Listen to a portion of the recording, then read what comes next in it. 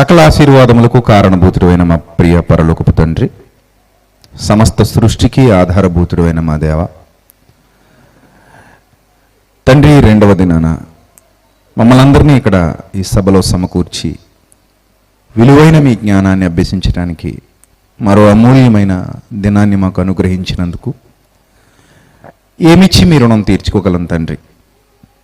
ప్రభువా, మీ సత్యవాక్యాన్ని ధ్యానించే హృదయాలు ధన్యమైన హృదయాలు, అలాంటి ధన్యత మీరు మాకు ప్రసాదించారు.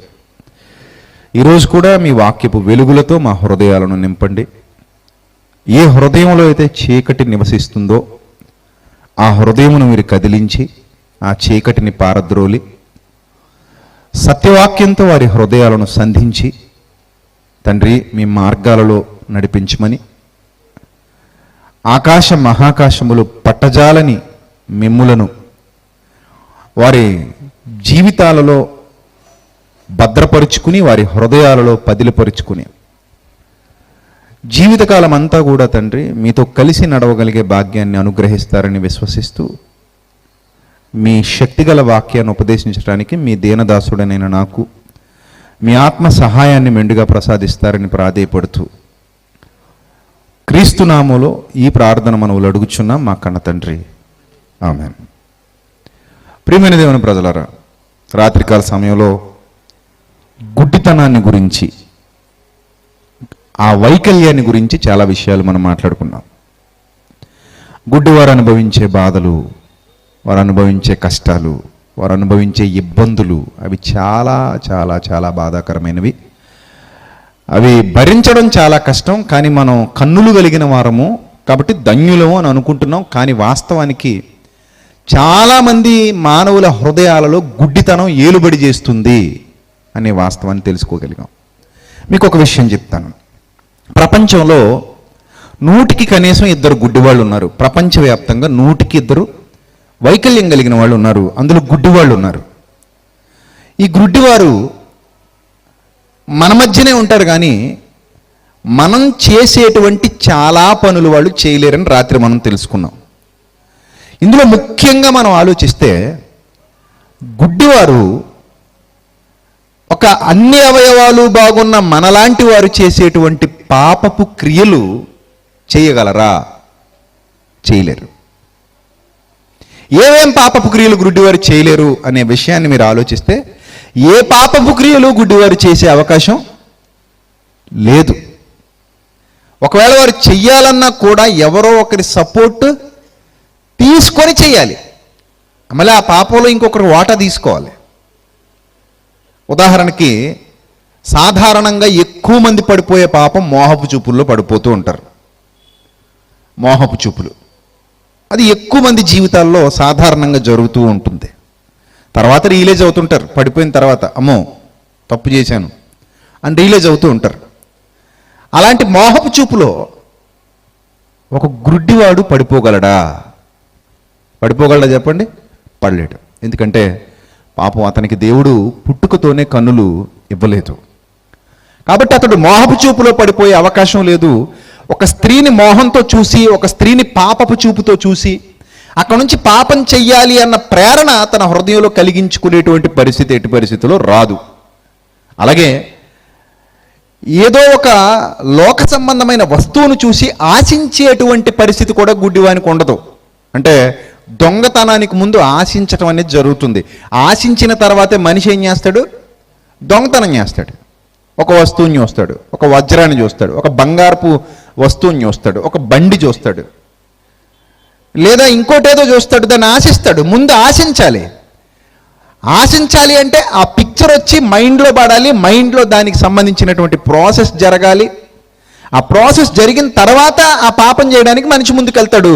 ఒక గుడ్డివాడు ఆ వస్తువును ఆశించేటువంటి అవకాశం ఉందా అంటే అవకాశం కూడా లేదు. ఒక మోహపు చూపు చూడలేడు. ఒక వస్తువును ఆశించి దొంగతనం చేయాలని అనుకోలేడు. ఇక నేత్రాశ మనందరికీ తెలుసు. శరీరాశ, నేత్రాశ, జీవపుడమ్మం అవి లోకంలో ఉన్నవి అన్న సంగతి మనందరికీ తెలుసు. చాలాసార్లు చదువుకున్నాం. అందులో శరీరాశ విషయంలో కానీ, నేత్రాశ విషయంలో కానీ, ఆ జీవపు డంబం విషయంలో కానీ గుడ్డివారు చాలా వరకు దూరంగా ఉండే అవకాశాలు ఉన్నాయి తప్ప దగ్గరయ్యే అవకాశాలు బహు స్వల్పంగా ఉంటాయి, చాలా తక్కువగా ఉంటాయి. ఎందుకంటే సర్వేంద్రియానం నయనం ప్రధానం అన్నట్టు కన్ను చాలా చాలా చాలా ఇంపార్టెంట్. మానవ జీవితంలో ఏం చెయ్యాలన్నా కన్ను ఉండాలి, చూపు ఉండాలి. చూపు లేకపోతే మనం చాలా పనులు చేయలేం. చూపు లేకపోతే మనం చాలా చోట్లకు వెళ్ళలేం. చూపు లేకపోతే మనం చాలావి తీసుకోలేం. చూపు లేకపోతే మనం చాలావి తెచ్చుకోలేం. ఇవన్నీ మీరు ఆలోచిస్తుంటే చూపు అనేది చాలా ప్రధానమైనది మానవ జీవితంలో. అది పాపం చేయటానికి కూడా చాలా ఉపయోగపడుతుంది. ఎన్నో సందర్భాలు మనం చూసాం. ఆదికాండం నుంచి ప్రకటన గ్రంథం వరకు భక్తులు పాపంలో పడిపోవడానికి ప్రధానమైన కారణం ఏది? చూపేగా, కాదా? పండు చూసినప్పుడు అవ్వమ్మ గారికి ఎలా అనిపించిందట? చూచుటకు ఎలా ఉందట? అది అందమైనదియు వివేకమిచ్చు రమ్యమైనదియు ఉండుట చూచి. ఫస్ట్ చూపించాడు అపవాది. చూసావా పండు? ఫస్ట్ చూడాలి. చూసిన తర్వాత అట్రాక్ట్ అయింది. చూసి అట్రాక్ట్ అయ్యి తెంపుకుంది, తీసుకున్నారు. ఆ తర్వాత తిన్నారు. ఫస్ట్ చూసేటప్పుడు అది వివేకమిచ్చు రమ్యమైనదియు, వివేకమిచ్చు రమ్యత, అందులో రమ్యమైనదిగా ఉంది అనే విషయాన్ని మనకు అక్కడ స్పష్టం చేస్తున్నాడు. ఇలా భక్తుల జీవితాల్లో ఎన్నో విషయాల్లో వాళ్ళు చూసి చేసినటువంటి తప్పులు, ఇంకా అక్కడ నుంచి ఏ తప్పైనా మీరు చూడండి, చూసి చేశారు. కయ్యను హేబేల్ని చంపాడు. ఒకవేళ కయ్యను గుడ్డివాడు అనుకోండి, హేబేల్ని చంపే అవకాశం ఉంటుందా? మీరు చెప్పండి. కయ్యను కాసేపు గుడ్డోడు అనుకుందామండి. గుడ్డోడైతే హేబేల్ని చంపగలడా? చాలా కష్టం కదా. నరహత్య చేయడం మహా కష్టం. గుడ్డోళ్ళు చేయలేరు. అసలు వాళ్ళు భోజనం వాళ్ళు తినడమే కష్టం. వాళ్ళు ఉన్న ప్రాంతంలో వాళ్ళు నడవటమే కష్టం. వాళ్ళున్న ఏరియాలో ఏది కాలికి తగిలి పడిపోతారో తెలియడమే కష్టం. అది చాలా కష్టంతో కూడుకున్నది. ఇక్కడున్న ఈ గ్రౌండ్ మొత్తం ఒక 4-5 రౌండ్లు కళ్ళు మూసుకు తిరిగేంటి పడిపోకూడదంటే ఎవరైనా తిరగలరా? ఈ గ్రౌండ్ మొత్తం పడిపోకుండా తిరిగి స్పీడ్గా ఒక 4-5 రౌండ్లు కొట్టాలి. అక్కడ అది ఉంది చూసారా, అందులో పడిపోకూడదు, స్తంభాలను గుద్దుకోకూడదు, కార్లు కానీ లేకపోతే ఆటోలు కానీ లేకపోతే ఏ సౌండ్ సిస్టాన్ని కానీ స్టేజ్ని కానీ దేన్ని గుద్దుకోకూడదు, కిందేసిన పరదాలు వాటిని తన్నుకొని పడిపోకూడదు. స్పీడ్గా తిరగాలంటే కళ్ళు మూసుకొని ఎవ్వరు తిరగలేడు. తిరగలరా? ఎవ్వరు తిరగలేరు. ఒక 4-5 రౌండ్లు స్పీడ్గా రౌండ్ కొట్టండి అంటే ఖచ్చితంగా మీరు ఎక్కడో చోట పడిపోతారు. ఖచ్చితంగా, నో డౌట్ ఎట్ ఆల్. అందులో మళ్ళీ అర్థమైందా? అలాంటిది మరి ఒక అంధుడు తన జీవిత కాలంలో మీరు చేసేటువంటి పాపపు క్రియలు చేయటం అనేది సాధ్యం కాదు. ఇప్పుడు చెప్పండి, ఎవరు అసలైన గుడ్డివారని మీకు అనిపిస్తుంది? ఎవరు అసలైన గుడ్డివారు? కన్నులు లేక, ఈ ప్రపంచాన్ని చూడలేక, ఈ ప్రపంచంలో ఏం జరుగుతుందో తెలియక, కేవలం స్పర్శ ద్వారా ఇదిగో నీళ్లు స్పర్శించి తెలుసుకోవాలి, ముట్టుకొని తెలుసుకోవాలి. రుచి కూడా ఈ పదార్థాన్ని పట్టుకున్న తర్వాత ఆ పదార్థాన్ని తడిమి చూసిన తర్వాత నోట్లో పెట్టుకుంటారు.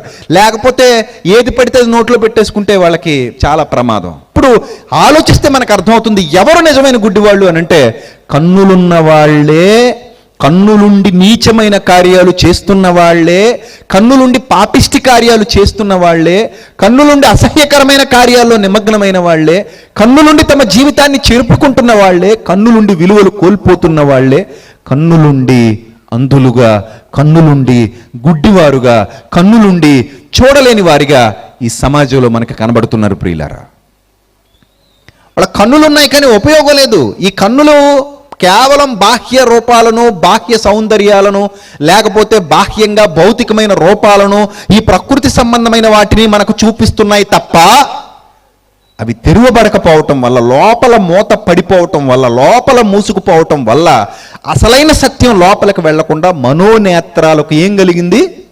గుడ్డితనం కలిగింది. ఎప్పుడైతే నాకైనా నీకైనా మనోనేత్రాలు గుడ్డితనం కలుగుతుందో, బయటకన్నీ బాగానే కనబడుతుంటాయి, లోపల మాత్రం గుడ్డితనమే. బయటకన్నీ బాగానే చూస్తుంటాం, లోపల మాత్రం ఏం తెలీదు. లోపలంతా బ్లాంక్గా ఉంటుంది, లోపలంతా చీకటిమయమై ఉంటుంది, లోపలంతా అంధకారమయమైపోయి ఉంటుంది. అప్పుడు మనం తీసుకునే నిర్ణయాలు కూడా చాలా ఫూలిష్గా ఉంటాయి. మన బ్రతుకును మార్చుకోవాలన్న ఆలోచన రాదు, మన జీవితాన్ని చక్కదిద్దుకోవాలన్న ఆలోచన రాదు, మన హృదయాన్ని బాగు చేసుకోవాలన్న ఆలోచన రాదు, సత్యాన్ని తెలుసుకోవాలనే ఆలోచన అంతకంటే రాదు. ఎందుకంటే మనోనేత్రాలు ఆల్రెడీ మూసుకుపోయాయి, గుడ్డి గుడ్డితనంలో మనం బ్రతుకుతున్నాం. ఆధ్యాత్మిక గుడ్డితనం, ఆత్మీయ గుడ్డితనం, అది ఆత్మ సంబంధమైన గుడ్డితనం. ఈరోజు ప్రపంచంలో చాలా మందిని ఈ గుడ్డితనం వేధిస్తుంది, ఈ గుడ్డితనం బాధిస్తుంది. విచిత్రం ఏంటంటే మేము గుడ్డివాళ్ళం అన్న సంగతి వాళ్ళు తెలుసుకోలేకపోతున్నారు. నిజం, మేము గుడ్డివాళ్ళం అన్న సంగతి వాళ్ళు తెలుసుకోలేక, మేము కన్నులు ఉన్నాయి చూస్తున్నాం, మేము చూడగలుగుతున్నాం, మాకు అన్నీ కనబడుతున్నాయి, మేము గుడ్డివాళ్ళం కాదు కాబట్టి మేము ధన్యులు అనుకుంటున్నారు. కానీ ఈరోజు ఒక విచిత్రమైన వాస్తవాన్ని మీకు చెప్తాను. చాలామంది వాస్తవ విరుద్ధంగా, వాస్తవాలకు దూరంగా బ్రతుకుతున్నారు ఈ సమాజంలో. అందుకే వాళ్ళకు బోధ అవసరం. ఈరోజు ఇలా సభలు నిర్వహించబడుతున్నాయంటే కారణం ఏంటో తెలుసా? వ్యర్థంగా కాదు ఇంత డబ్బు ఖర్చు పెట్టడం, వ్యర్థంగా కాదు ఇలాంటి సాహసోపేతమైన కార్యక్రమాలు చేయటం. దీని ద్వారా మిమ్మల్ని ఇక్కడ కూర్చోబెట్టి మాటలు వినిపించడం ద్వారా వారి హృదయాలలో దేవుని వాక్యాన్ని పంపించి, ఆ వాక్యం ద్వారా వారి హృదయాలను వెలిగించి, ఆ హృదయాలు మనోనేత్రాలు వెలిగింపబడిన హృదయాలుగా మారితే, సత్యం వారి హృదయాలను తాకితే తదుపరి వాళ్ళ జీవితాలు ఉన్నతమైనవిగా మారాలి, ఉన్నతమైనవిగా ఉండాలి అనేదే వారి యొక్క భావన. అర్థమవుతుందా? ఆ అంధత్వం పోవాలి, ఆత్మీయ అంధత్వం పోవాలి. తన కుమారుడు క్రీస్తు శరీరధారిగా దిగి రావడానికి గల ప్రధానమైన కారణం ఏంటో తెలుసా? గుడ్డి వాళ్ళను బాగు చేయడానికి. సరే, గుడ్డి వాళ్ళను బాగు చేయడానికి అనగానే మనమేమనుకున్నామంటే భౌతికంగా ఉన్న గుడ్డి వాళ్ళని నిలబెట్టి వీళ్ళను మాత్రమే బాగు చేయడానికి అనుకున్నాం. ప్రవక్తలు మాట్లాడిన మాటల్లోని అంతరార్థాలు వాళ్ళకే అర్థం కాలేదు. గుర్తించండి ప్రియులారా, ప్రపంచంలో మానవుల్ని ఉద్ధరించటానికి సాక్షాత్తు కలిగి ఉన్నది ఏది ఆయన లేకుండా కలగలేదు. వాక్యము ఏమై ఉండెను? దేవుడై ఉండెను. వాక్యము ఏమై ఉండెను? దేవుడై ఉండెను. దేవుడై ఉండిన ఆ వాక్యము 2000 సంవత్సరాల క్రిందట శరీరధారిగా భూమి మీదకి వచ్చింది. అసలు ఆ దైవం ఉండే ఆ నివాస స్థానంలో నుండి ఆకాశ మహాకాశాలకు ఆవల, ఈ అంతరిక్షానికి ఆవల ఎక్కడో ఆ దైవలోకం, దానినే పరలోకం అని పిలుస్తున్నారు. ఆ దైవలోకాన్నే పరలోకము అని బైబిల్ మనకు తెలియజేసింది. ఆ దైవలోకం నుండి సాక్షాత్తు దైవసుతుడు శరీరధారిగా భూమి మీదకి వచ్చేటువంటి ఘడియలు ఆసన్నమయ్యాయి 2000 సంవత్సరాల క్రిందట. 2000 సంవత్సరాల క్రిందట ఆయన ఎందుకు భూమి మీదకి రావాల్సి వచ్చింది అని అంటే, ఈ భూమి మీద ఉన్న గుడ్డితనాన్ని తొలగించడానికి. అందుకే ఆయన అంటాడు, నిన్న మీరు చదువుకున్నారు, నేను లోకమునకు వెలుగును అన్నాడు. I'm the light. నేను లోకమునకు వెలుగును, లైట్ ఆఫ్ ద వరల్డ్ అంటారు. Light of the world. నేను లోకమునకు వెలుగునని ఎందుకు చెప్తున్నాడంటే, లోకంలో గుడ్డితనం ఉంది. ఏ గుడ్డితనం అయ్యా అంటే బాహ్య సంబంధమైన గుడ్డితనం కాదు, ఆత్మ సంబంధమైన గుడ్డితనం. బాహ్య సంబంధమైన గుడ్డితనం గురించి దేవుడు మాట్లాడలేదు అక్కడ. ఆత్మ సంబంధమైన గుడ్డితనం ఉంది. ఈ ఆత్మ సంబంధమైన గుడ్డితనం అనగానే మనోనేత్రాలు మూసుకుపోవటం. ఎప్పుడైతే మనిషి యొక్క మనోనేత్రాలు మూసుకుపోయాయో మానవ ఆలోచన విధానం భ్రష్టు పట్టిపోయింది. సమాజం విలువలు కోల్పోయింది. మనిషి పతనావస్థకు చేరిపోయాడు. మనిషి రోజు రోజుకి పాపం వైపు ఆకర్షింపబడుతూ, పాపాన్ని పెంచి ప్రోత్సహిస్తూ, చివరికి దేవుణ్ణి అడ్డం పెట్టుకుని కూడా దుర్నీతి కార్యక్రమాలు, లోక సంబంధమైన సంపాదన కొరకు అర్రులు చాచేటువంటి నీచమైన ఉద్దేశాలు కలిగి జీవిస్తున్నాడు. సో దాని కొరకు దేవుడు తన కుమారుడైన క్రీస్తుని లోకానికి పంపించాలి. ఎందుకంటే వెలుగు ఆయన. ఆ వెలుగు ఉదయించడం తోడనే హృదయంలో ఉన్న చీకటి తొలగిపోవాలి.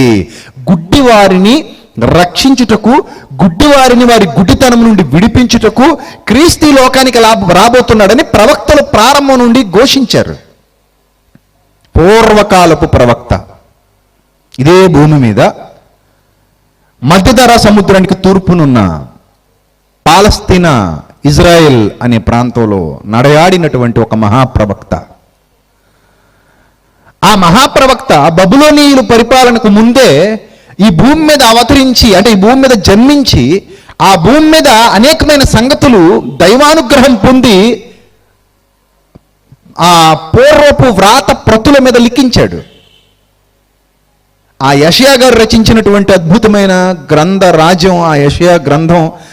ఆ గ్రంథంలోని అనేకమైన సంగతులు కుమ్రాన్ కేవ్స్లో, కుండల్లో లభించాయి. ఇవి ప్రపంచానికి తెలియవలసినటువంటి వాస్తవాలు. అంటే ఆ పూర్వపు వ్రాతపు ప్రతులు, ఇప్పుడు ఏదైతే బైబిల్లో మనం చదువుకుంటున్నామో ఆ పూర్వపు వ్రాత ప్రతులు ఇప్పటికీ బ్రిటిష్ మ్యూజియంలో ఉన్నాయి అని అంటే అది ఎంత అద్భుతమైన వాస్తవం మీరు ఆలోచించాలి. ఆనాడు రచించినటువంటి ఆ మాటలు, ఏవైతే రచించాడో ఆ మాటలు, అంటే దైవం భూమి మీదకి, దైవలోకం నుండి భూమి మీదకి ఈ మానవుల మధ్యలోనికి, గుడ్డితనంతో నింపబడినటువంటి మానవుల మధ్యలోనికి ఆయన రాబోతున్నాడు. ఎందుకు రాబోతున్నాడు అంటే అజ్ఞానాన్ని తొలగించడానికి. గుర్తుపెట్టుకోండి, దేవుడు అవతరించాడని, దేవుడు ఒక రూపంలో వచ్చాడని, దేవుడు మానవ రూపంలో వచ్చాడని, దేవుడు ప్రతి తరంలో ఏదో ఒక రూపంలో వస్తున్నాడని చాలా మంది యొక్క విశ్వాసాలు ఉన్నాయి మన మధ్యలో కూడా. మనం కూడా అలాంటి విశ్వాసాల నుండే వచ్చాం. అలా అనుకుంటున్న చాలా మంది, వాళ్ళ విశ్వాసాలు ఉండటంలో తప్పులేదు కానీ, అలా వాళ్ళు విశ్వసించడంలో ఏమాత్రం తప్పులేదు కానీ, ఇక్కడ మనం గమనించవలసినటువంటి ప్రధానమైన విషయం ఏంటంటే, దేవుడు దైవలోకం నుండి భూమి మీదకి వచ్చాడు. ఎందుకు వచ్చాడు? కార్యార్థే వచ్చాడు. ఏ కార్యార్థే వచ్చాడు? ఒక మానవాళి సంకల్పం కోసం, మానవ సంకల్పం కోసం, మానవులకు మేలు చేయడం కోసం, మానవుల జీవితాల్ని ఉద్ధరించటం కోసం, మానవ జీవితాల్ని ప్రభావితం చేయటం కోసం, లేదా మానవుల జీవితాలకు అంతకు మునుపెన్నడు ఎరుగని మేలు జరిగించడం కోసం కార్యార్థి అయి భూమి మీదకి వచ్చాడు. దేవుడు ఒక అవతారంలో వచ్చాడు, లేదా ఒక రూపంలో వచ్చాడు, లేదా శరీరధారిగా వచ్చాడు అని చెప్పుకోవడంలో తప్పులేదు. కానీ అక్కడ మనం ఆలోచించవలసిన ప్రధానమైన వాస్తవం ఏంటంటే, దేవుడు భూమి మీదకి శరీరధారిగా వచ్చాడు.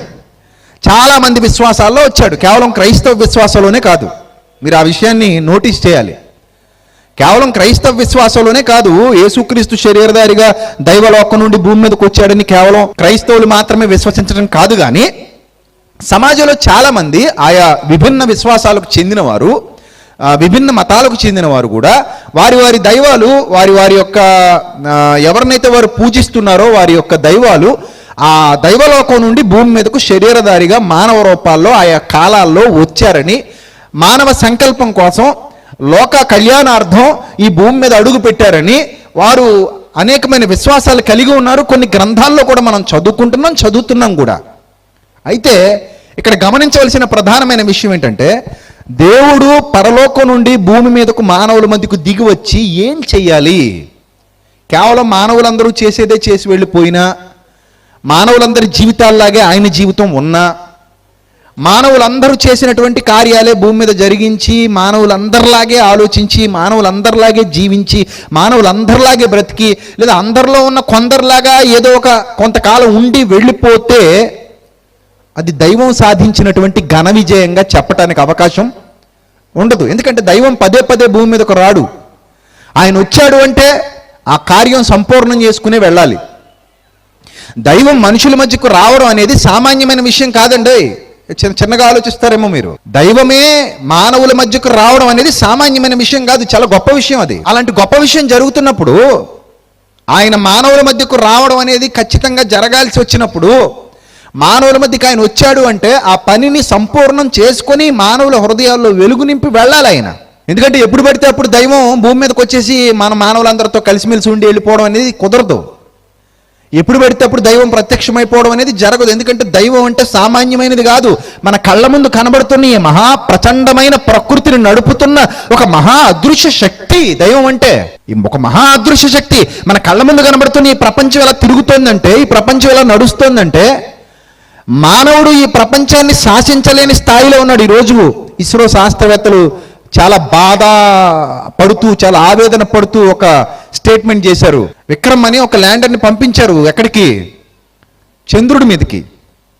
కానీ వి మిస్ యూ విక్రమ్ అంటే, మేమేమయ్యాం, నిన్ను మిస్ అయిపోయాం, ఇక నిన్ను పట్టుకోవటం మా వల్ల కాదు అని విషన్న వదనాలతో, బాధాకరమైన శోకతప్త హృదయాలతో వారు ఈ విధంగా సమాజానికి ఈ సమాచారాన్ని అందించారు. ఇంకా మేము దాని వద్దకు చేరుకోలేము, ఇక మా వల్ల కాదు, ఇక దాన్ని తీసుకురావడం కానీ, దాని దగ్గరకు చేరుకోవడం కానీ, లేదా దాన్ని రిపేర్ చేయడం కానీ మా వల్ల కాదని పాపం శాస్త్రవేత్తలు చాలా ఆవేదన చెందుతున్నారు. మన భారతీయ శాస్త్రవేత్తలు చాలా కోట్లు ఖర్చు పెట్టారు దాని కొరకు, కానీ అది విఫలమైపోయింది. చాలా బాధాకరమైన విషయం. ప్రియులారా, ఈ ప్రకృతిలో మనం దేన్నో సాధించాలి లేదా దేన్నో శాసించాలి అనుకుంటే మన వల్ల కాదు. మానవుడు చాలా చిన్నవాడు. ఈ ప్రకృతి ముందు మానవుడు చాలా చిన్నవాడు. కానీ ప్రకృతిని శాసించగలిగే శక్తి దైవానికి ఉంది.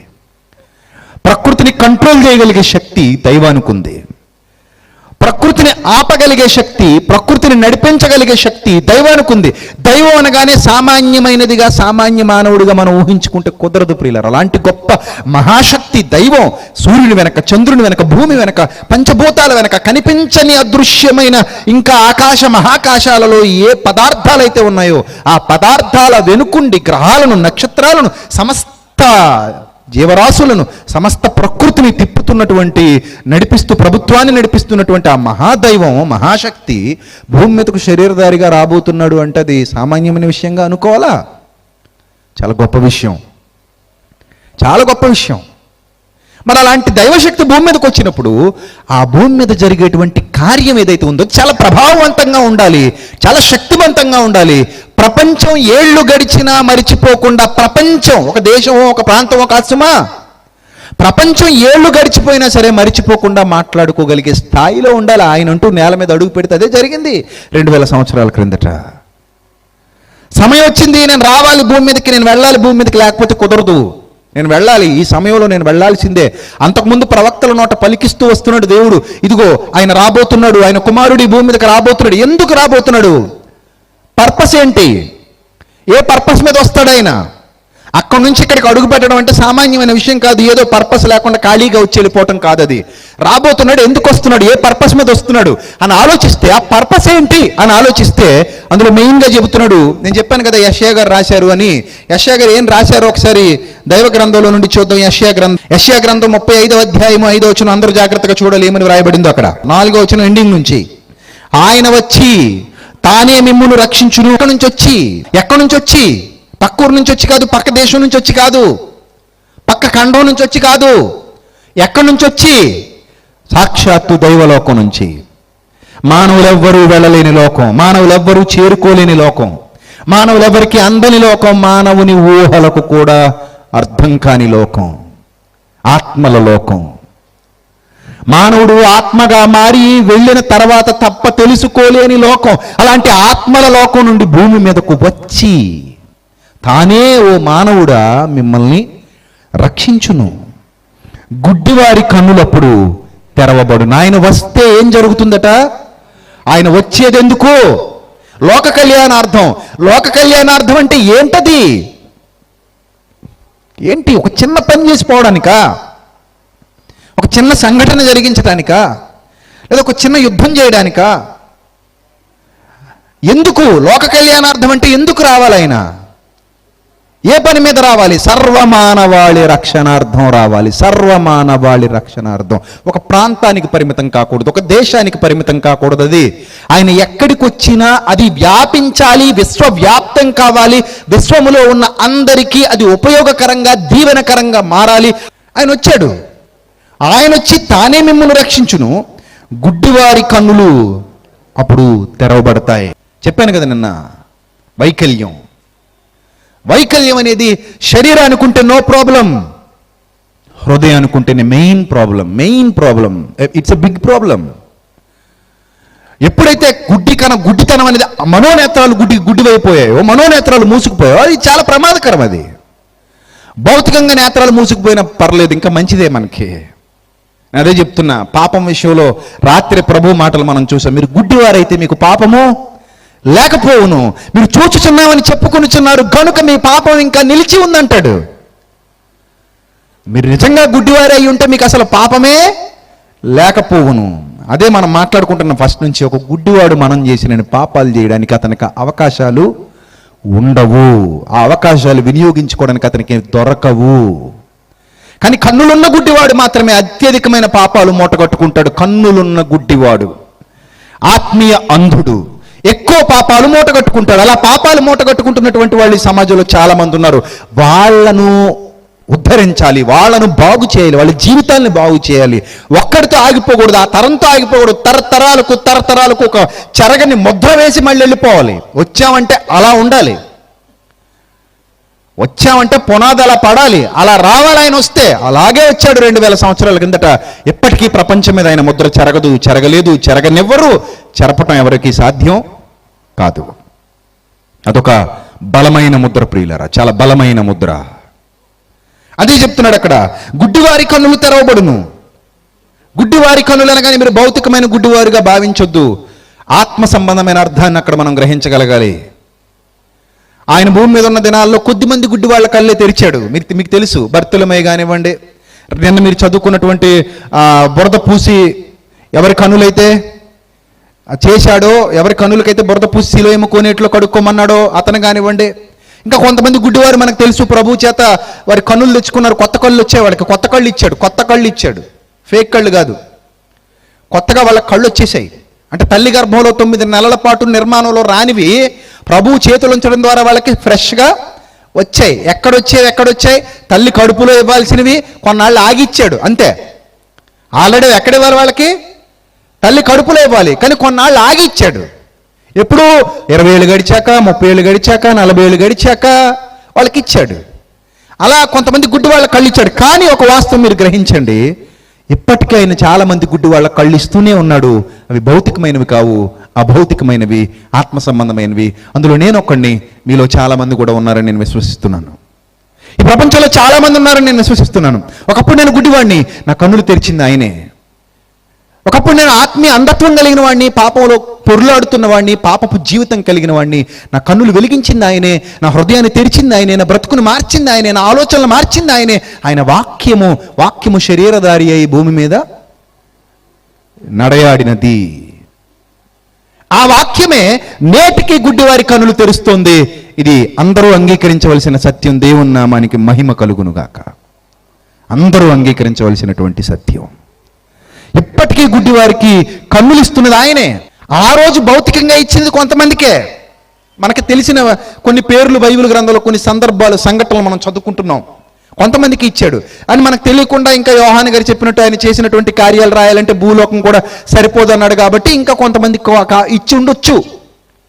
కానీ ఆయన జీవితకాలంలో, ఆ కొద్ది దినాల సువార్త పరిచర్య కాలంలో మహా అయితే ఆ పరిసర ప్రాంతాల్లో ఉన్న 1,00,000 మంది గుడ్డి వాళ్ళ కళ్ళిండు ఇచ్చి ఉండొచ్చు. కానీ ఇప్పటికీ కోట్ల మంది గుడ్డి వాళ్ళ కళ్ళిస్తున్నాడు.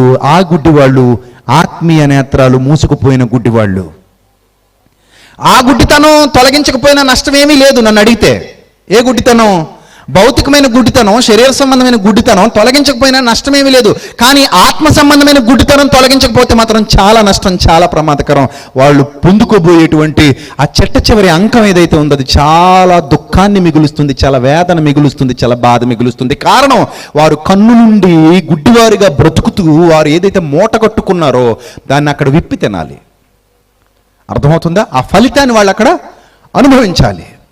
సో దాని నుంచి విడిపించడానికి ప్రభు ప్రయాసపడ్డారు. అందుకే గుడ్డివారి కన్నులు తెరవబడును, చెవిటివారి చెవులు విప్పబడును. మీరు బైబిల్ గ్రంథాన్ని జాగ్రత్తగా పరిశీలించారు. చెవులు గలవాడు వినుగాక. అనేక సందర్భాల్లో ఈ మాటలు వ్రాయబడ్డాయి. సాక్షాత్తు ప్రభు ఆ మాటలు మాట్లాడతారు. అపోస్తలులు కూడా మాటలు మాట్లాడినట్టుగా మనకు కనబడుతుంది. ప్రవక్తలు కూడా ఆ మాటలను మనం ఉచ్చరించినట్టుగా మనం చూడగలం. చెవులు గలవాడు, చెవి గలవాడు వినుగాక. మీరు చెవులుండి విననొల్లని వారు, మీరు చెవులుండి విననొల్లని వారు, చెవిటి పాముల వలె ఉన్నారు అని అనేక సందర్భాల్లో మాట్లాడడం మనం చూస్తున్నాం. అంటే దాని అర్థం ఏంటి అని అంటే, చెవులంటే ఈ చెవులు కేవలం ఉన్న చెవులు అని మీరు బాహ్య సంబంధమైన అర్థాన్ని తీసుకుంటే పొరపాటు ప్రియులరా.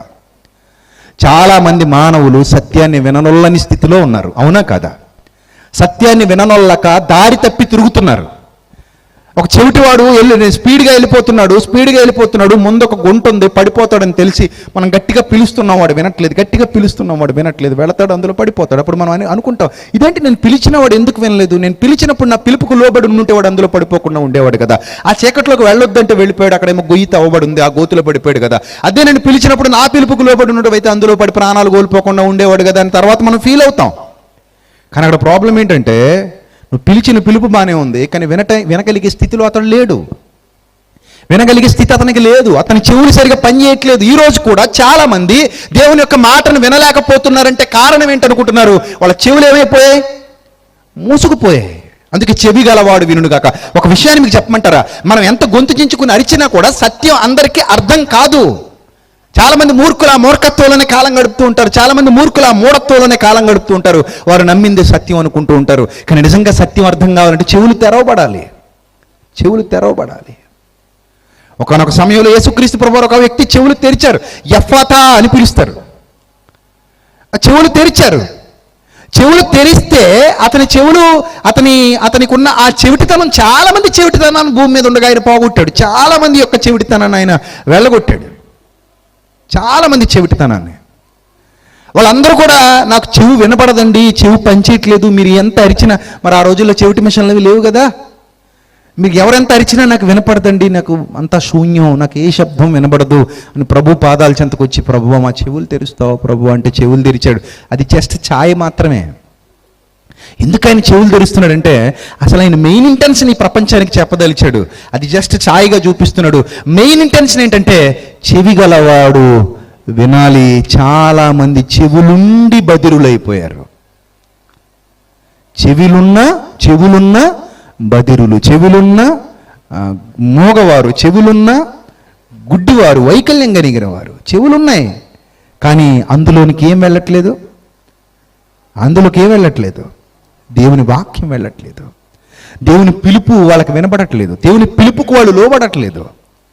దేవుడు పిలుస్తున్నాడు, 2 చేతులు చాచి పిలుస్తున్నాడు, పాపం నుంచి బయటికి రండి, లోకం నుంచి బయటికి రండి, సత్యాన్ని తెలుసుకోండి, మీ జీవితం ఇది కాదు, దీని తర్వాత మరో జీవితం ఉంది, ఆ జీవితానికి మీరు వెళ్ళాలి, మిమ్మల్ని తీసుకెళ్లాలని నేను ఆశిస్తున్నాను, మీరే రావడానికి ఇష్టపడట్లేదు. దేవుడు పిలుస్తున్నాడు కానీ చెవులు సరిగా పనిచేయకపోవడం వల్ల చాలా మంది విననొల్లని స్థితిలో ఎప్పటికీ ఊరి మీద బూతుల్లో తిరుగుతున్నారు. మనకు ఆ విషయం తెలుసు. ఎవరు చెప్పినా వినరు, వాళ్ళు ఎవరు చెప్పినా వినరు. ఎందుకు వినరంటే చెవులు ఏమైపోయి ఉన్నాయి, మూసుకుపోయి ఉన్నాయి. మీరు ఎంత అరిచి గీపెట్టిన మాట కూడా వాళ్ళ చెవి దాకా వెళ్ళదు. చెవి దాకా వెళ్ళలేదంటే హృదయంలోకి అస్సలు వెళ్ళదు. అందుకే ప్రభు భూమి మీదకి వచ్చింది. ఎందుకంటే చాలా మంది చెవులను తెరవటానికి. అదే చెప్తున్నాడు అక్కడ, చెవిటి వారి చెవులు విప్పబడును, ఓపెన్ చేయబడును. చెవిటి వారి చెవులు విప్పబడును. నెక్స్ట్, కుంటివాడు దుప్పివలే గంతులు వేయను. చాలా మంది దేవుని మార్గంలో నడవలేక కుంటివారైపోయారు. చాలా మంది యొక్క కాళ్ళు యేసుక్రీస్తు ప్రభువారు బాగు చేశారు, అపోస్తలులు కూడా బాగు చేశారు. కుంటివాడు కూర్చున్నప్పుడు లేచి నిలువుము, లేచి నడువుము, నీ పరిపెత్తుకుని పొమ్ము అని చాలా సందర్భాల్లో చెప్పడం, దిగ్గున లేచి నిలిచెను, పరుగెత్తెను అని మనం చాలా సందర్భాల్లో చదువుకున్న దైవ గ్రంథంలో. అది కూడా జస్ట్ ఛాయ. ఏం ఛాయ?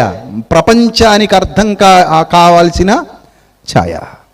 ఏంటి ఇవన్నీ చేస్తున్నాడు ఏంటంటే, శరీరానికి ఇవన్నీ చేస్తున్న ఈయన ఒక ఛాయను ప్రపంచానికి చూపిస్తున్నాడు. ఆయన వచ్చింది శాశ్వతంగా కుంటికాళ్లను బాగు చేయటానికి, శాశ్వతంగా చెవుడు తీసివేయటానికి, శాశ్వతంగా గుడ్డితనాన్ని తొలగించడానికి, ప్రపంచానికి ఆయన చేయబోతున్న మహా గొప్పదైన మేలిది. ప్రవక్త అయిన యెషయా గారి ద్వారా మాట్లాడిస్తున్నాడు. తర్వాత, మూగవాని నాలుక పాడును. మూగబోయే నోళ్ళు దేవుని యొక్క మాట ఈ ప్రపంచంలో వినబడట్లేదు. ఎవరి నోటి వెంట దుష్టత్వానికి సంబంధించిన మాటలే తప్ప దేవుని మాటలు రావట్లేదు. సత్య సంబంధమైన వాక్కులు బయలు వెళ్ళట్లేదు.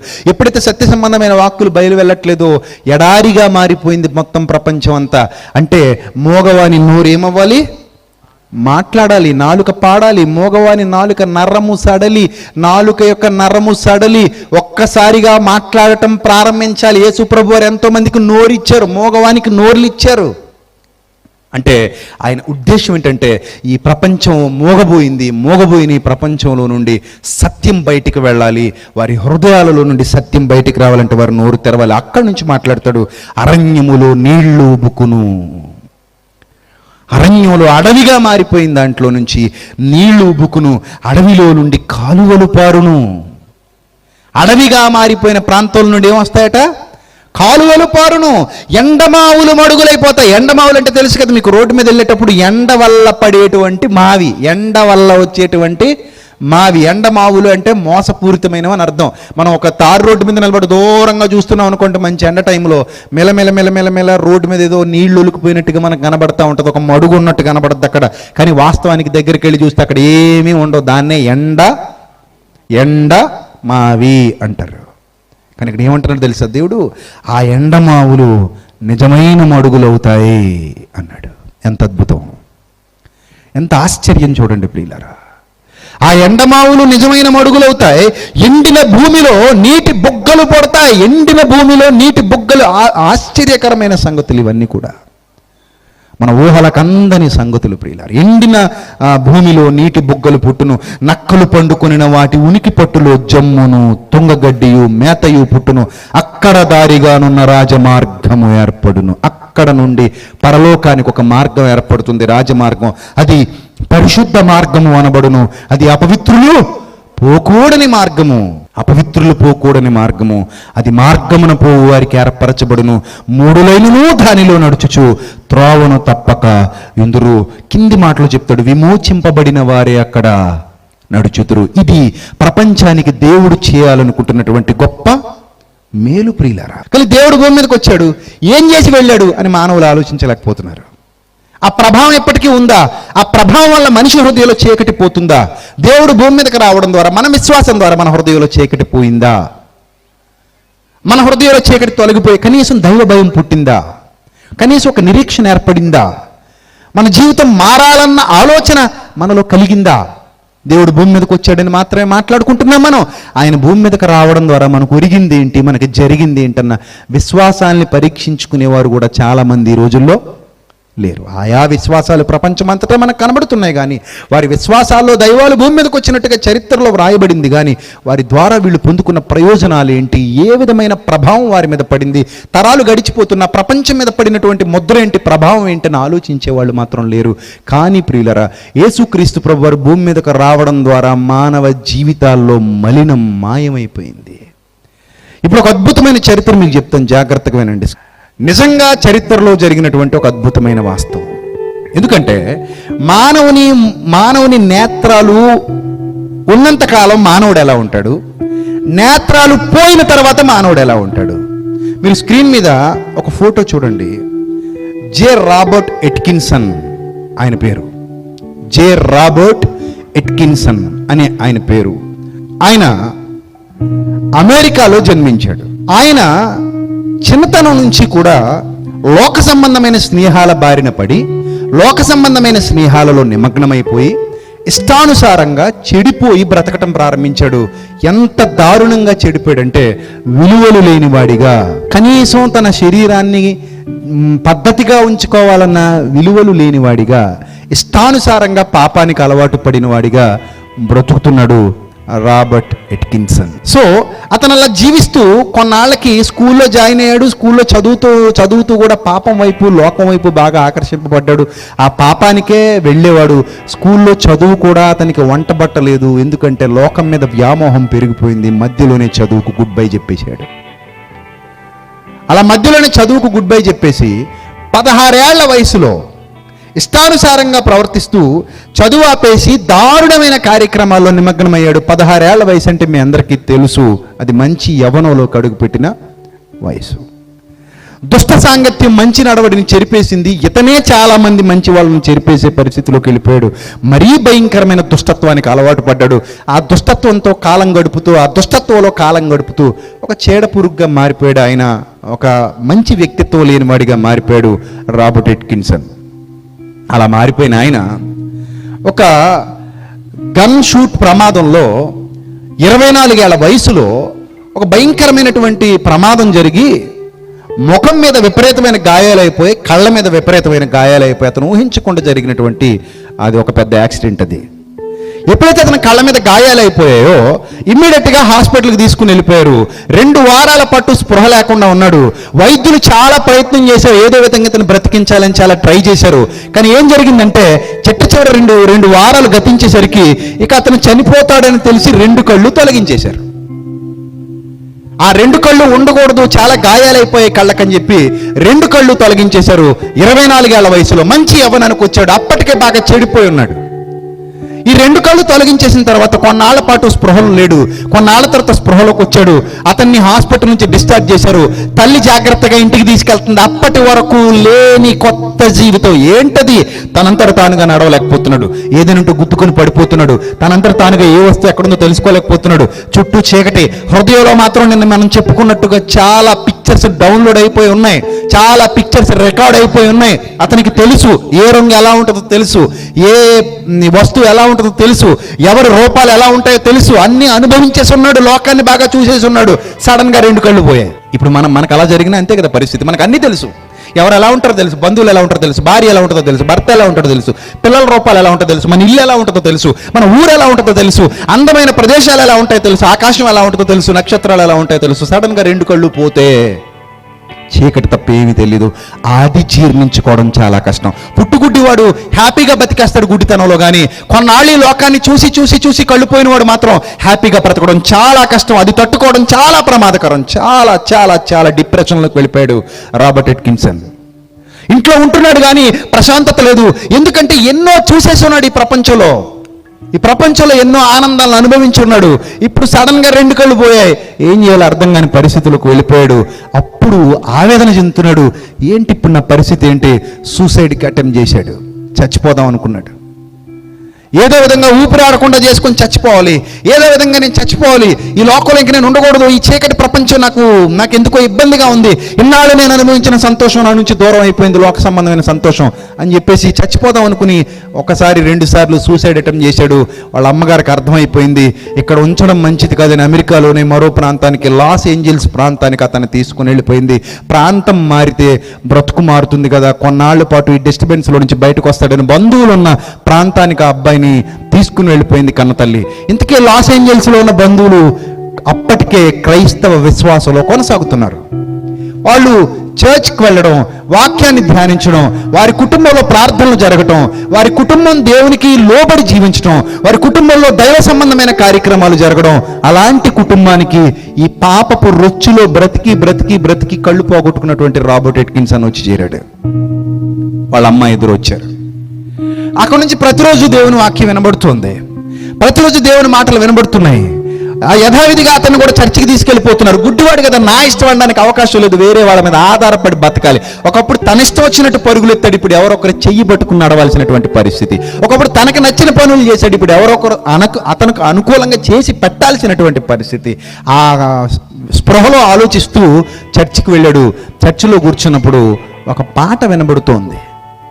చర్చిలో ఒక పాట పాడుతున్నారు. పాటల ద్వారా కూడా మనిషిలో మార్పు వస్తుంది ప్రియులారా. అది సత్య సంబంధమైన పాటలైతే పాటల ద్వారా కూడా మనిషిలో మార్పు వస్తుంది. పాటలు పాడుతున్నారు చర్చిలో. ఆ చర్చిలో పాడుతున్నటువంటి పాట ఏంటో తెలుసా? ఆ పాట యొక్క భావం ఏంటో తెలుసా? కన్నులు శరీరానికి లేనివాడు కాడు గుడ్డివాడు, కన్నులు హృదయానికి లేనివాడు నిజమైన గుడ్డివాడు. ఆ గుడ్డితనం తొలగిపోవాలి అంటే యేసుక్రీస్తు నీ హృదయంలోనికి రావాలి. యేసుక్రీస్తు నీ హృదయంలోనికి వస్తేనే ఆ గుడ్డితనం తొలగిపోతుంది. ఆ గుడ్డితనం తొలగిపోకపోతే జీవితకాలం అంతా నువ్వు గుడ్డివాణిగానే ఉంటావు.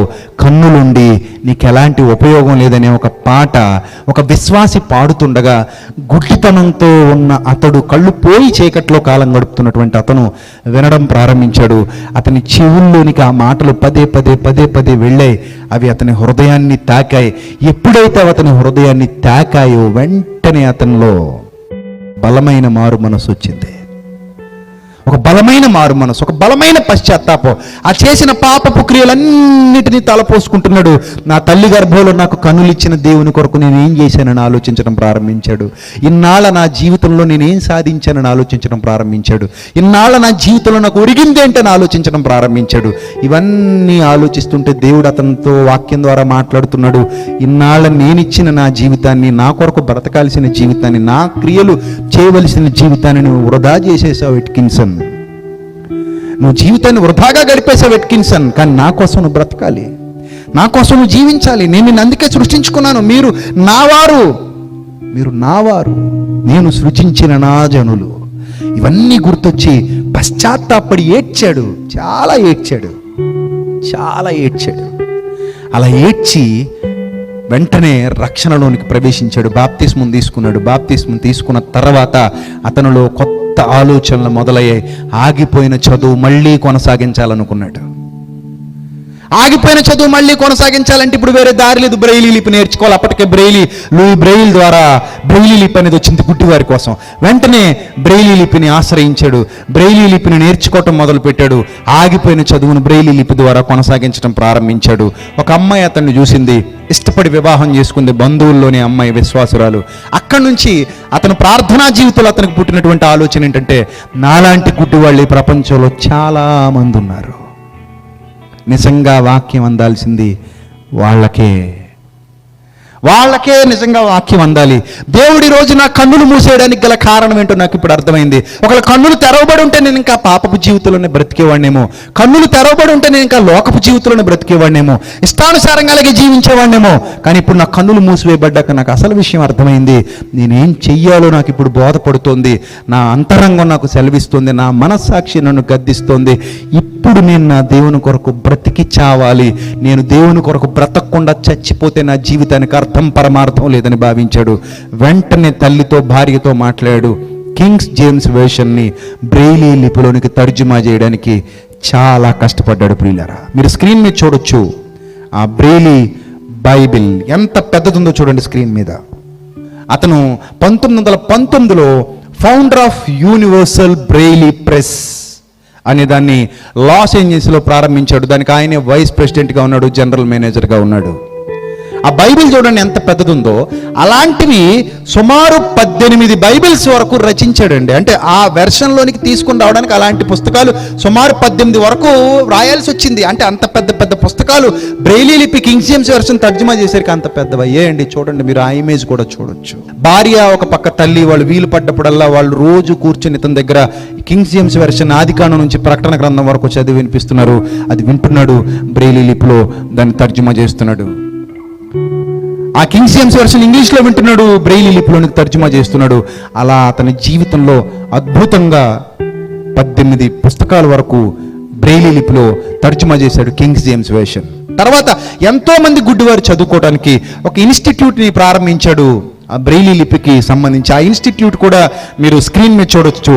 ఇప్పుడు దాన్ని బ్రెయిలీ ఇన్స్టిట్యూట్ ఆఫ్ అమెరికా అని పిలుస్తున్నారు, Braille institute of America. So అతని జీవితంలో 1964లో అతడు ప్రభు చెంతకు చేర్చబడ్డాడు. అప్పటి వరకు విస్తృతంగా కష్టపడ్డాడు. ప్రియులారా, విస్తృతంగా కష్టపడ్డాడు, చాలా శ్రమపడ్డాడు. కళ్ళు పోయాయన్న బాధ లేదు అతనికి, కానీ కళ్ళు పోయిన తర్వాతే దేవుని పని చేయగలుగుతున్నానన్న సంతృప్తి మాత్రం మిగిలిపోయింది. ఇప్పుడు ఆలోచించండి, ఎవరు గుడ్డివారు? కన్నులుంటే గుడ్డివారా, కన్నులు లేకపోతే గుడ్డివారా? కన్నులు ఉన్నప్పుడు అతడు దేవుని పని చేశాడా, కన్నులు పోయాక అతడు దేవుని పని చేశాడా? కన్నులు ఉన్నప్పుడు దేవుని కొరకు బ్రతకలేకపోయాడు, కన్నులు పోయాక దేవుని కొరకు బ్రతకాలన్న నిశ్చయతలోనికి వచ్చాడు. మీరు ఆలోచించండి, రాత్రి మనం కూడా అదే స్థితిలోనికి వెళ్ళాలని దేవుడు కోరుకోవట్లేదు. కళ్ళు పోయాకే నువ్వు ఇదా చేయాలనుకోవట్లేదు. ఇప్పుడు కూడా నీ కళ్ళు పోయే ఉన్నాయి, మనోనేత్రాలు మూసుకుపోయి ఉన్నాయి.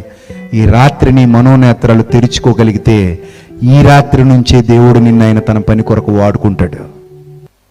ఈ రాత్రి నీ మనోనేత్రాలు వెలిగించుకుని ఆయన ముందుకెళ్ళి, ప్రభువా నీ చిత్తానికి విధేయత చూపిస్తున్నాను, నన్ను వాడుకో ప్రభువా, నేను భూమి మీద పుట్టిందే నీ కొరకు ప్రభువా, నా శరీరం నీ కొరకు ప్రభువా, నా జీవితం నీ కొరకు ప్రభువా, అది నేను నీకు సజీవయాగంగా సమర్పించడానికి సిద్ధపడుతున్నాను ప్రభువా, నన్ను వాడుకో అని అడగగలిగితే ఈ రాత్రి నుంచే దేవుడు ఒక అద్భుతమైన రీతిలో, ఒక అద్భుతమైన విధానంలో ఆయన పని కొరకు ఒక ఉన్నతమైన సాధనంగా ఈ ప్రపంచంలో నీ తరంలో అనేక మందికి వెలుగునిచ్చే ఒక దివ్యగా, ఒక జ్యోతిగా నేను ఖచ్చితంగా చేస్తాడు. ఆ తర్వాత ఆయన ఒక మాసపత్రిక నడిపాడు, ఒక మ్యాగజైన్. ఎంతో మంది జీవితాలను వెలిగించేశాడు, ఎంతో మంది జీవితాల్లో మార్పు తీసుకొచ్చాడు. తన గురించి, తన యొక్క జీవితం గురించి మాట్లాడుతున్నప్పుడు, తన యొక్క అనుభవాలు, స్వీయ అనుభవాలు చెబుతున్నప్పుడు, దేవుడు అతనికి చూపించిన మార్గాన్ని గురించి వివరిస్తున్నప్పుడు ఎంతో మంది ఆ సత్యాన్ని తెలుసుకోగలిగారు. ఎంతో మంది బైబిల్ విషయంలో అతడు మాట్లాడే మాటలను అర్థం చేసుకుని వారి హృదయాల్లో ఆ దేవుని వాక్యాన్ని నింపుకుని వాళ్ళ బ్రతుకులు మార్చుకోగలిగారు. గుడ్డితనం వచ్చేంత వరకు జీవితం విలువ తెలియలేదు అతనికి. కానీ మనకి కన్నులుండగా జీవితం విలువ తెలియట్లేదు. అందుకే రాత్రి అడిగాను, ఒక్క 10 నిమిషాలు మీ కళ్ళు మూసుకొని అలా ఉండగలరా అని. ఒక్క 10 నిమిషాలు మీ కళ్ళు మూసుకుని లేదా కళ్ళకు గంతలు కట్టుకుని అలా ఉండగలరా? కళ్ళు మూసుకుంటే అంతా చీకటికి నేనేం చేయలేను, మొత్తం అయిపోయినట్టే. అదే కళ్ళు తెరవబడ్డాయి కాబట్టి నా ప్రతి పనికి అదుపు లేకుండా పోతుంది. ఈ రాత్రి కూడా మీరు ఆలోచించండి ప్రియమైన దేవుని పిల్లలారా, మీ కన్నులు కనబడుతున్నాయి కాబట్టి మీరు చేసే ఏ పనికి ఆటంకం లేదు. అదే ఈ రాత్రి దేవుడు నీ కళ్ళు కూడా మూసేస్తే బాహ్యంగా ఏ పని నువ్వు చేయలేవు, తడవులాడటం తప్ప. కాబట్టి ఒక్కసారి మీ జీవితాన్ని విశ్లేషణ చేసుకోండి రాత్రి. ఒక్కసారి మీ జీవితం గురించి మీరు ఆలోచించండి రాత్రి. ఎంత సమయం వృధాగా గడిపేశాం. ఇంకెంత సమయం ఉంది మనకు తెలుసా? ఎంత సమయం ఉంది? ఇంకెంతకాలం ఉంటావు నీ భూమి మీద? నీకు తెలుసా ఆ విషయం? తెలీదు. కాబట్టి సమయం ఉండగానే, దీపం ఉండగానే ఇల్లు చక్కబెట్టుకోవాలి. నీ జీవితం నీదన్న భ్రమలోను బ్రతికినంతకాలం నీ మనోనేత్రాలు తెరవబడవు. నీ జీవితం నీది కాదు, దేవునిదన్న సత్యం నీకు అర్థమైనప్పుడు నీ మనోనేత్రాలు తెరవబడతాయి. ఆయన పనికి నువ్వు ఒక ఉన్నతమైన సాధనంగా వాడబడతాయి. ఎవరినైనా వాడుకోగలిగే సమర్థుడే దేవుడు. ఆయన కొరకు వాడబడగలిగే సంసిద్ధత నీలో ఉంటే చాలు. రేపటి దినాన మరిన్ని మహాజ్ఞాన సంగతులు నేర్చుకుందాం. తలలు వంచండి, ప్రార్థన చేసుకుందాం. సర్వకృపానిధి, కనికరం కలిగినటువంటి మా కన్న తండ్రి, ప్రభువా, ఎన్నో విలువైన జ్ఞాన సంగతులు ఈరోజు మాకు నేర్పించారు తండ్రి. మీ కుమారుడైన క్రీస్తుని లోకానికి పంపించి మా హృదయాలలో చెప్పనలవి కానటువంటి భయంకరమైన చీకటిని తొలగించాలని మీరు ఆశించారు తండ్రి. ఆ చీకటి మానవులందరి హృదయాలు నిలుబడి చేస్తుంది. మీ వాక్యానికి దూరంగా, మీ సత్యానికి భిన్నంగా, లోకానికి దగ్గరగా, భయంకరులుగా ఈ సమాజంలోని మనుషులు మారిపోయినటువంటి తరుణంలో తండ్రి, మీ మాటలు వారి హృదయాలను బద్దలుగొట్టి, ఆ బండలను పగులగొట్టి, ఆ కఠిన హృదయాలను కరిగించి వారి జీవితాలను మీకు దగ్గర చేసి శాశ్వతమైన సంతోషాన్ని మీరు ఇవ్వబోతున్నారని, లోకం శాశ్వతం కాదని ఇక్కడి నుంచి మేము ఎగిరిపోవలసిన వారమై ఉన్నాం, మాయమైపోవలసిన వారమై ఉన్నామని, కనిపించేదంతా వ్యర్థమని, అది కళ్ళ ముందున్న రంగులు హంగులన్నీ కూడా ఒకరోజు సమసిపోబోతున్నాయని, మాయమైపోబోతున్నాయని సత్యాన్ని మీ పిల్లలు గ్రహించి తండ్రి, మీ మాటలు ఎంత ఆసక్తి గలవారి వారి హృదయాల్లో మీ మాటలు ఫలింపజేసుకొని మీ కొరకు ఉన్నతంగా బ్రతుకుటకు సహాయం చేయండి. సమస్త ఘనత, మహిమ, ప్రభావాలు మీకే చెల్లిస్తూ క్రీస్తు నామములో ఈ ప్రార్థన మనవులు అడిగి వేడుకొనిచున్నాం మా కన్న తండ్రి. ఆమెన్. అందరికీ వందనాలు. May God bless you all. Thank you.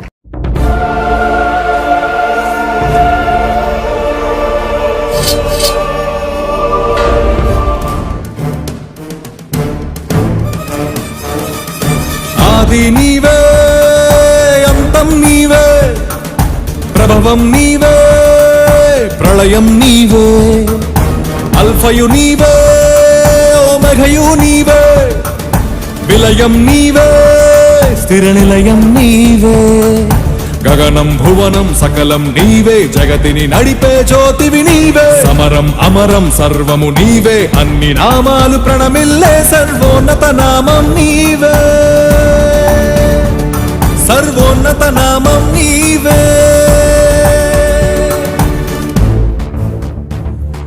సర్వలోక న్యాయాధిపతి, సర్వలోక న్యాయాధిపతి, సర్వలోక న్యాయాధిపతి, సర్వలోక న్యాయాధిపతి, సర్వలోక న్యాయాధిపతి వాకిట నిలిచియున్నాడు. జనములందరికి ఫలమిచ్చుటకు తీర్పు తీర్చబోతున్నాడు. సర్వలోక న్యాయాధిపతి వాకిట నిలిచియున్నాడు. జనములందరికి ఫలమిచ్చుటకు తీర్పు తీర్చబోతున్నాడు. వేల దూతలతో, బూరధ్వనులతో, మేఘమండలము పైన యూదా గోత్రపు కదమ సింహముతో కదలి వస్తుంది సేన. క్రీస్తు న్యాయపీఠం ఎదుట ప్రత్యక్షం కావాలందరూ. క్రీస్తు న్యాయపీఠం ఎదుట ప్రత్యక్షం కావాలందరూ.